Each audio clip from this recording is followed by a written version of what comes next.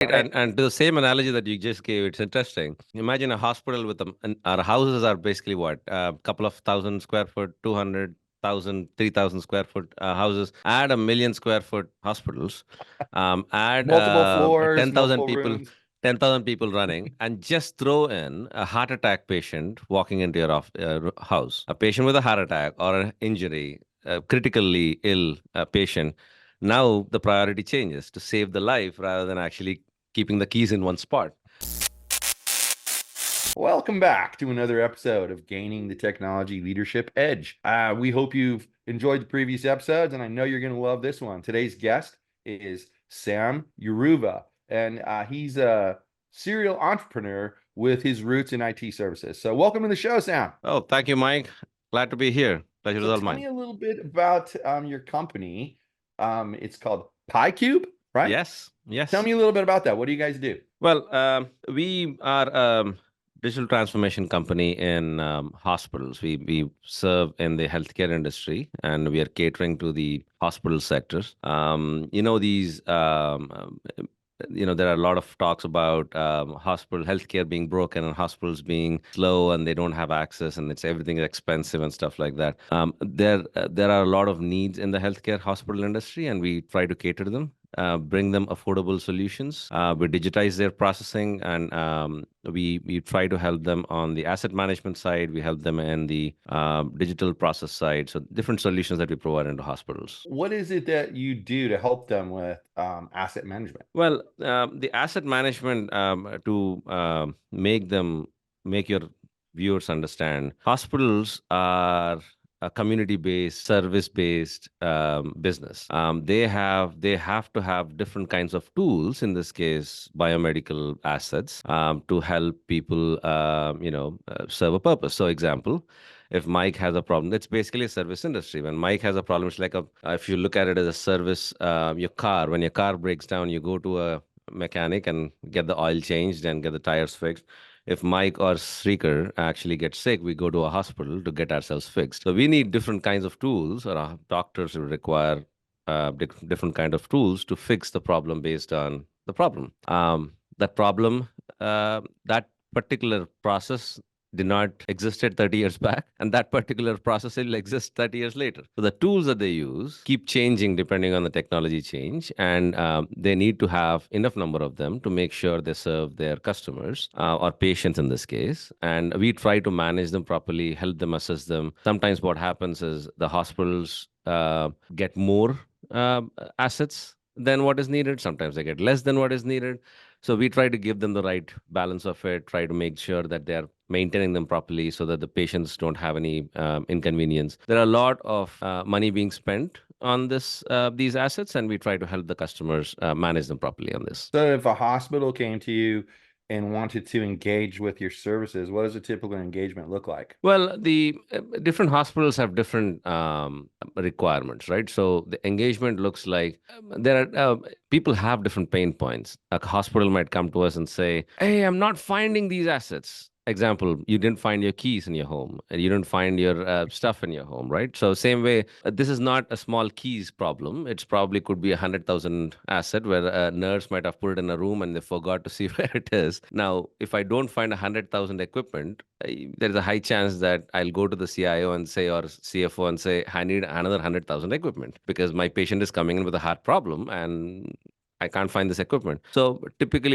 and it could be when you go to a hospital, they give you the small equipment called a telepack. What that does is when I'm sick, they put it on you and they put these leads on you where you can get the heart rate, you get the oxygen and everything tracked up. When the patient feels better, you get up, you leave it. It's a very small device. You put them in there and leave. You discharge, you're happy, you're meeting your family. But what happens, it's too small. The janitor comes in, takes the damn linen and puts it in the washer. $5,000 equipment in the washer, high grade washer, gone. So there are hospitals which actually have different processes. These are all process industry. So there could be, there are hospitals that come and say that a particular asset, we've lost about 300,000 in a quarter. Can you help us with this particular thing? We're having a problem with losing this asset. Hey, we're not able to find this $100,000 asset. It's moving around depending on the specialty of the hospital. So Hospitals could be different depending on the demographics that they're serving, the kind of issues. If you have more, you know, it all depends on what kind of demographics they're serving. There could be a zip code or a place or a county where you might have elderly patients. They might have different kinds of tools and assets where they spend money to make sure they take care of their customer, the customer's customer. And when it comes to it, the hospital responds differently based on the problems that they have. So we help them come up with innovative solutions around these. Typically, these solutions are not available in the market, so we work with the customers, our hospitals, partner with them to see what kind of issues they face. We have a set product lines, but customers can come to us saying that, hey, we are having a problem with this particular thing. Can you please help us out? And that also, we do help them and partner with them to see what is the best way of saving this. There are very complicated things. I'm making it very easy, so hopefully the viewers can actually understand this. Yeah, I mean, I can break it down for you even easier to tell you the truth. When I was a CTO, I'd tell my same kind of thing what was starting to happen when I first took over.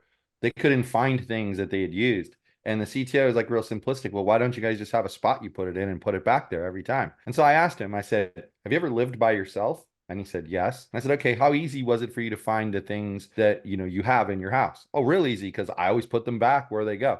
So now I add a wife to the situation. Now what happens? Well, they have their own idea of where something should go. So even though they're not being lazy and just leaving it out somewhere, they're putting it away in a different drawer than you would, or a different cabinet than you would. And then you go to like cabinet number one and you open it and you go, oh, where did that thing go? And then you ask the wife, oh, it's over in cabinet number four. Well, now take that and multiply that by however many employees are touching that thing. And now you got chaos because someone stuck it in their desk drawer, someone left it on top of their desk because they meant to go put it away where it goes, but then they got a call and they got called away and they completely forgot. Now it's just sitting there on their desk, and like you say, $100,000 piece of equipment. If it was a $5 thing and you needed to replace it, who cares? Yeah, But yeah. $100,000, that's, you keep spending that money for no reason at all, you're going to go out of business, Agreed. right? And to the same analogy that you just gave, it's interesting. Imagine a hospital with our houses are basically what? A couple of thousand square foot, 200,000, 3,000 square foot houses. Add a million square foot hospitals. Add Multiple floors, 10,000 multiple people. rooms. 10,000 people running, and just throw in a heart attack patient walking into your house, a patient with a heart attack or an injury, a critically ill patient. Now the priority changes to save the life rather than actually keeping the keys in one spot. And that and it keeps on happening every day. And you're working three shifts, you're not sleeping. It changes processes and people and everything. You're absolutely right. Things that work with one person living in a room has nothing or comparatively exponentially changes the entire thing when you have 10,000 people working in the same area with a lot of critically ill patients coming in, the priority of saving a life. Yeah, things Yeah. change. I mean, anyone would know, like you just add one, like I said, add one person to the mix and it Yeah. changes a lot. Imagine, like you said, 10,000 people, forget it. Yeah. And of course, then you run into the situation of, out of those 10,000 people, some are real diligent about putting things away. Some are never diligent about putting things away. And I don't even think it's as simple as putting it away, because like you say, you have an emergency and you have this special piece of equipment and you used it on the third floor. Well, now if someone comes in, they're going to be on the second floor. You got to Yeah. find that thing so you can use it for them too, to save their life. It's not, like you say, it's not as simple as, oh, where are my car keys? That isn't Yes. Yes. exactly, it may be frustrating that you can't drive your car at the moment, but no one's dying because of it. So Yes. that's really interesting. So I noticed that your software is HIPAA compliant. Yes. And I had one time gone down the road of working with a doctor on something, and the HIPAA compliant stuff was a pain in the neck. Did you guys like hire a person who knew about that and then they audited your software as you went along to make sure you were complying, or how did you approach the HIPAA compliance? We've all along had external people vetting it out and vending it out. We've been working on with the hospitals for a long time. So we've worked with the different IT companies, IT departments of different hospitals, understanding what is requirement. HIPAA compliance can take different routes. You can be innovative in how to make it compliant, and especially it becomes very cumbersome for any compliance if you do it in the last second, because 100 things pop up. But if you're cognizant of the fact that we are working in this market and you have to keep this secure from the get go, you keep checking things along the way. And hence the products that you create are more, the primary point of thing is going to be security, compliance, making sure nothing is losing, you're not losing anything from this. And things change, technology changes, hackers change, the data staging changes, cloud changes, service requirement changes. So we keep up with newer technologies, we keep up with the newer security mechanisms, we keep up with the market trends and also the threats that come in, and we take all of those into account. And definitely have, you need to have a team of people looking at it from a different angle to make sure that you're covered from any vulnerabilities, any white hat testings and those kind of things. So it helps us because we were all along using third party people to make sure, third party and internal people were trained properly to make sure that we are complying with this. It made our life a lot easier because whatever we build right now, it's ingrained in the DNA of PyCube that we work in hospitals and healthcare, so security comes first. What brought you down the path of working with the healthcare industry? That's people ask me this question a lot of times. I don't know, but when I was a young kid, my father passed away when I was 20. It was back in India. So he was a government employee, an engineer working in one of the rural counties. It's called districts, but you could compare it with counties in America. He was the head engineer in that area, but he had a paralysis attack back in the day. It was in 2000s, early 2000s, and when you have a paralysis attack, apparently you're supposed to be administered some kind of a medicine within 1 hour. Maybe it thins your blood or it helps stabilize you and stuff like that. The district that he was in, or a county that he was in, did not have those supplies. It took us 2 days to bring him back to the main thing, and hence he was paralyzed for life. And he passed away after 2 years. I don't know if that has anything to do, but I definitely felt that, hey, it was a small thing, and you could have had an injection or a small medicine in a district. It's a county. You don't have access to technology, and you have so many people around. Maybe that's probably sitting in the back of my head, and but healthcare is something that's close to my heart. It as an entrepreneur, I feel that there is, when you look at things, it helps you look at the problems in the healthcare. It is, everyone has somehow healthcare, taking care of your family, taking care of your health as part of your life. It becomes part of our life, and having a best care provided to the patients and to the community somehow helps you satisfy as what you've educated yourself with. So that's one of the reasons why we are here, because we want to actually make a difference in the communities, and hence hospitals are the best way to start. That's an interesting story because I have a guy who I've worked with for years who does development for me, and his mom is getting on in years, and so past two times that she's been sick, he's had to fly her from where he is to somewhere else within India to get Yeah. the right treatment because the local hospital doesn't have the equipment that Yep. is required. And he was smart enough to do that research and find out where, and then he would fly her there. And he says, like those are like extra costs. And he's like, I'm lucky that I make enough money that I Yeah. could fly her, Yeah. to somewhere Yeah. else. So, kudos to you. I mean, I actually think, people love to talk about niching down, Yeah. especially when it comes to technology, because let's be real. We can know everything about technology, but we can't necessarily know everything about a certain industry unless that's what we're dealing with on a daily, right? So like for Yeah. me, I came from the restaurant delivery service background originally, and I could tell you anything about, even today, 10 years later, I could tell you almost anything about that environment because I worked it for so long. But I think finding a niche that has a personal reason why you're interested in it Yeah. just going to make you that much more successful because now you have like a personal, I don't want to say vendetta, but I mean in a sense it's like that. Like you're so like, I want to make sure this doesn't ever happen to Yes. anybody else. And that's always, I think it's always going to propel you Agreed. success, Agreed. And one point I would make is, what we are educated is in technology, but what we learn in the market in day-to-day life is how to use that technology, right?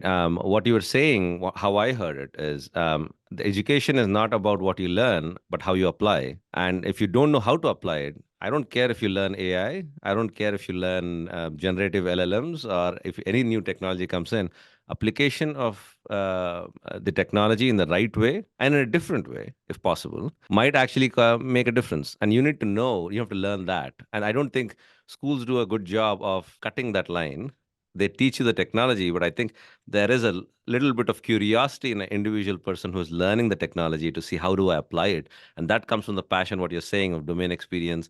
Hey, I went through this damn thing. How? Hey, I learned about this new thing. How do I apply this? Can I do this? And that curiosity, I think, starts entrepreneurs. Entrepreneurs start a business. You start going in, see if you can solve the problem, and that curiosity is the main thing that kids these days hopefully have, so that they can actually Yeah. use the technology in the right place. Yeah, I know when I was learning, say like to program, I'd read through a book and then there'd be exercises at the end. And I'd realized pretty quickly that those exercises are just there to like confirm that you paid attention when you're reading the Yes. book. But it doesn't help me in real world. Like, okay, well, how am I going to use this in the real world? So what I started doing pretty quickly was taking those same examples, saying, all right, well, how could I use this in the real world? And let's write a small project that addresses it. And my skill set just went like that really quickly, you know, a sharp angle upward because I started learning real world ways of handling what I learned. Because you're right. If you learn something, let's say something as simple as how to calculate sales tax, but you never Yeah. know how to apply that, what Yes. good is it, right? I mean, so you have the knowledge in your head, but you can't do anything with it. So I mean, you start using it with, because real worlds don't come with a single one-on-one. One plus one is two. Yeah, but hey, where are you applying it? Do you have other columns in the balance sheet? Yes, and then that's when you'll understand how to apply the damn thing in the right way and how many different parameters can come around it. But I would say that having that curiosity and having the guts to apply it properly and try it the first time. Most of the people fail the first piece of it, right? What you did is, let me see how I can play this. That is where people stop. If you have that guts to go in and start doing the first thing, let me try it. Let me see if I can do it. You'll probably fail, or maybe, if you're successful, or at least get somewhere, that gives you a self-satisfaction mechanism to start next things. And that, I think, is a very, very important thing that you're talking about. yeah, I always like to compare things to things I interact with. And so like Yeah. since I was younger, I've been a chess player. And chess to me is all about recognizing patterns, right? And I think it's a lot like that with technology. When I have to help a client with something, they'll start talking about something that they're experiencing. And in my head, I'm thinking, I think I've seen this before. And so then you start to ask questions, and then you're like, yep, there's that pattern. And they often wonder, how did you know that from the little things that I said to you? Well, I've seen it 100 other times before. That's how, you know. Like a perfect example is back in the day when I was learning active server pages, it was very common for smaller projects to use Access as the database. Yeah. But the biggest problem with that was like the web server would hit the database and Access creates a file called an LDB file. Yeah. If you didn't give it permission to write that file, you'd get literally all it would say on the screen was error, because they don't Yeah. want to tell, Microsoft's not wanting to tell the hacker, oh, there's no file permissions, go hack me so you can get them. Yeah. And I can remember like 5 years later, someone asking me, I get this, I don't know why, it just says error. So are you using an Access database? Yeah. Did you give it the permissions? No. There's your answer. And I'm like, how do you know that? It happened to me too, you Yeah, know? yeah, yeah. Back in the So day, you learn from the mistakes that you've seen, and then you. I yeah. used to work in data centers, so my job was to actually design and architect applications. After 9/11, they came up with the distributed environments. Yeah, I'm pretty sure you're aware of it. So my job was to move applications from LA to New York within a millisecond. How do you do it? What is the latency? How does the application interact and everything? When you do that, you come across sometimes. There was a time when I was actually working with IBM, I think Net Backup. There are a couple of big wigs we were working with for almost 3 days because the backup failed. And the company had a problem because they could not take a backup. If something happens, they didn't have any way to recover. So 3 days of productivity gone. When we were working for 3 nights, no sleep, going and looking at all the bits and bytes and everything, suddenly it occurred, go into the data center, open the damn door. As simple as a fiber cable was right angled. And here we are, 40 people working on this, looking at the code. What happened? Why is it not working? What is the throttle? Common sense says the damn fiber cable was right angled. No data transfer, and the damn thing failed. We replaced the entire cable, and we all got to sleep. So sometimes simple things do matter. You just have to go back and start putting the things together. So yes, you're right. So that comes from experience. It doesn't come from you'll have to go and check everything to see everything is possible. You can be methodical, but sometimes it's easier when you have experience from past problems and stuff. Well, yeah, and it's like you have to question your assumptions because there's a problem with backup. So then you're assuming like, well, is there a problem with the connection between here and the place where the backup's supposed to go? Is there a drive space issue? Is the timer not triggering? I mean, there's all sorts of things that you start to go through. Who would Yeah, have thought that it was a cable that was, bent at a 90-degree angle? No one would have thought of that because I think part of it is because as a just as a regular consumer, you look at like say an iPhone charging cable and you just know that you plug it in one end and you plug the other end in your phone and it charges. But you don't think about the fact that if it's bent and kinked like a hose, yeah, then the current doesn't make it through the way it should. And so, especially when it's carrying data, well, suddenly now, you drop some packets or whatever, and then yeah, the other yeah. side doesn't know what to do. So, Efficiency comes down. Yep. I wanted to mention that, like, I work with a lot of tech executives, and one of the biggest problems they have is they need help with focus. Okay. Yeah. And it's something I've often had a problem with. So I used to turn to caffeine until my wife came to me and she's like, you got to cut back on the caffeine. I'm reading about people having heart attacks and all that stuff. So I did some research and I found this product. It's called Magic Mind. And it's just a little daily shot. And what it did was it really boosted my focus. So like 2, 3 o'clock in the afternoon, instead of crashing, I'm still cruising along. And it was better than anything I got from coffee or energy drinks. And I mean, it's like an herbal tea. It's got matcha, nootropics, and adaptogens, and it just keeps me clear all day. So if you and any of the listeners, are finding your productivity wavering at any point, check out Magic Mind. You just visit magicmind.com/gaining technology. And Are these like pods that I can actually use it in my coffee maker, or no, how? you actually just drink it. It's like a little Oh, okay. tiny, maybe 1 ounce of liquid, and you just drink it. Tastes actually really good. They use like a kind of a little fruity flavor to it, so it's pretty good. And what they've done for my listeners is they're going to give 50% off on subscriptions if you sign up within the next 10 days after this episode. You just use the code Tech Leadership at magicmind.com/gaining technology. And if you want to try it, go to Sprouts Farmers Market. That's really it. But it works really well. I got to say, I was kind of surprised and I wasn't actually looking for anything like that. But of course, my wife's worried. I have to show her that I'm paying attention and that I care that she's worried. So I Yeah, gave yeah, it a try yeah. out. I So should probably try that too. I'll tell my wife that I found a yeah, new product. give it a shot. So let's Yeah. talk a little bit about you specifically, okay? You have a master's in electronics and computer engineering, and I think you Yes. already mentioned that. So I mean, your education is top notch. I mean, you went to Harvard Business School, correct? Yeah, that's top Yes. notch.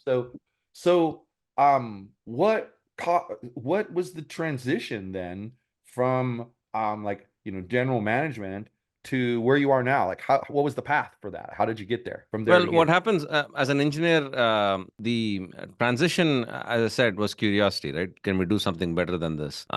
You start off small, obviously. You don't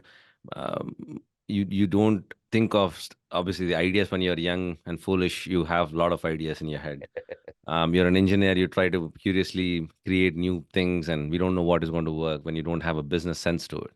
When you feel like when you're an engineer and start working on the products and write some scripts and stuff, you feel like you're the world and everyone knows I am going to change the entire world, but things don't work that way, right? You learn the hard way that there are a lot of pieces of the puzzle that you need. You need marketing, you need sales, you need product development, you need teamwork.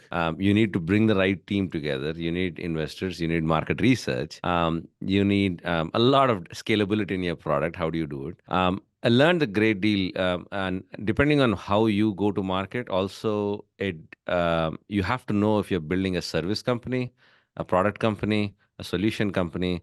Bring the right people together, motivate them to actually work in the right direction, and start moving in that direction. In that process, you tend to learn a lot of things you don't know. No one is complete. You have a lot of gaps in your thing, in your knowledge, in your expertise. Bringing the right people and complementing them.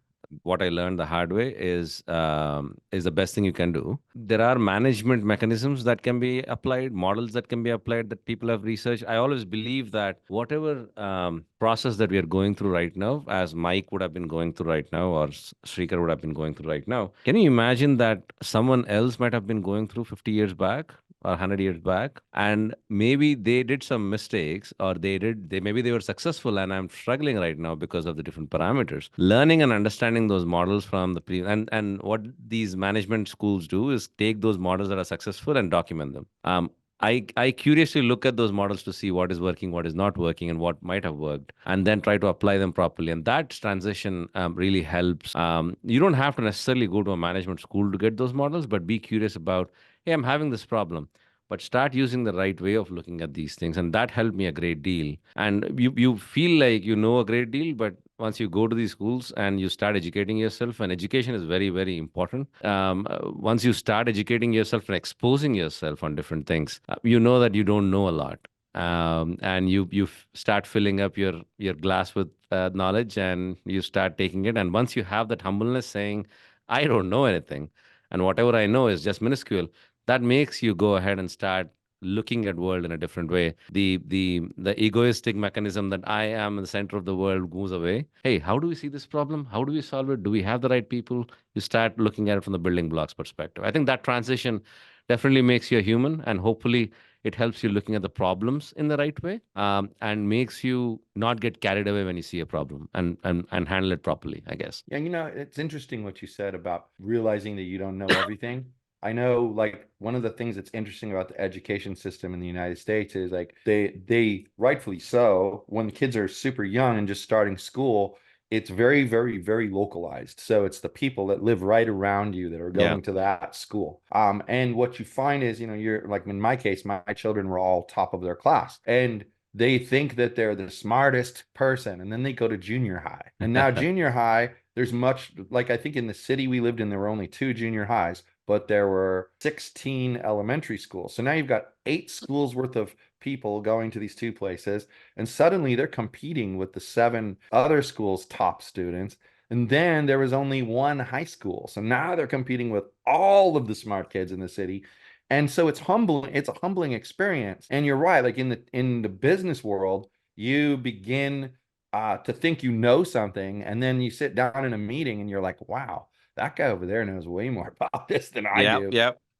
But it's not always, to me, I always used to say it's not always important to know the most. It's important to be the one who isn't going to give up on the problem, because when we're Yes, doing I agree. software development, right, you're going to be faced with problems, but if you Yeah. give up on it, you're never going to get through the problem. And So, problems are going to be unique. It's not that you solve one problem and tomorrow I've solved all the problems. No, again, the problem right. pops up. And I think conflict management, problem resolutions are some key things. If you're able to partner with them rather than compete with people against the table, across the table, I think you could see problems in a different way. I agree with you completely. Yeah, it's interesting because you're basically, it kind of leads me to this question, okay? Knowing that, and knowing that there's unique problems, what kind of advice would you give somebody who was recently promoted to a leadership role? Well, first of all, it will be overwhelming to be leadership, because working as an independent contractor or individual contributor, not independent contractor, working as an individual contributor and upgrading yourself to a leadership role has a different challenges, because now you have to start thinking, now the problems of my team are mine, right? It's you can't. That's the first thing. That'll, if you're not used to being a leader, that will weigh in a lot than what you think. I think the second piece of the puzzle, what I've noticed is, your weekends, you feel like you're missing out on something. Previously, as an independent contributor, you probably might have gone home at 5 o'clock. There is a little bit of somewhere in the back saying, hey, what's happening? What are my deadlines completing? Previously, it used to be my deadline alone. Now, as a leader, you start seeing how the organization is doing, how is my team doing. You start caring about other people. If you don't care, there is something wrong. It is normal for a leader to start looking at your team and seeing the performance and working around. And you will be surprised to see the same problem that you had as an individual contributor previously. You will start seeing the same problem in a different way once you're in a leadership position, because you sit on the other side of the table. Oh, I missed this. I thought this was this way. Now you start looking from a different angle. So I would humbly say that enjoy that journey. Do not give up. It is overwhelming, but it is always satisfying. It will take some time to adjust, but responsibility always helps you become a better person, man or a girl or a boy. But eventually what will end up happening is you'll probably be able to see a bigger problem and able to solve a bigger problem. Now you know how to run a team with people.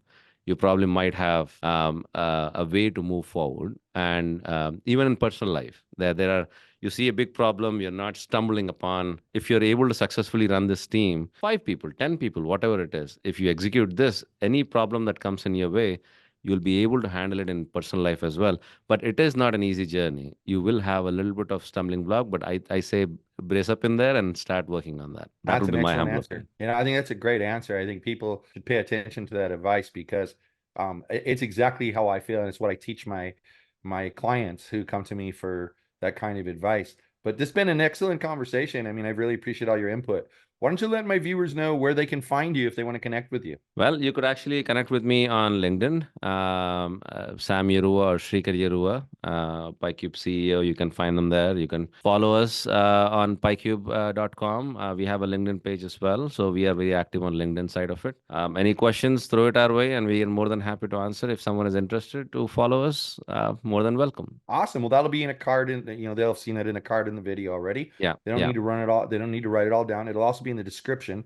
So, we'll make sure they get that. But thanks again for taking your time to be here today. Thank you. Thank you, Mike. It was wonderful talking to you. Have a nice one. Li- I Likewise, enjoyed. likewise. Thank you for being here for Gaining the Technology Leadership Edge. New episodes every Wednesday. They stream live to LinkedIn at 8 a.m. and they're released on YouTube.